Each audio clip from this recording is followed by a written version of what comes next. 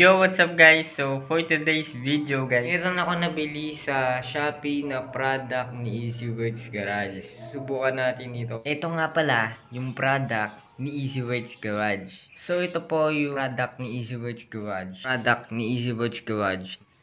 Scratch Remover. So, ito po siya. Kung ako sa inyo guys, pili na kayo. Ganito.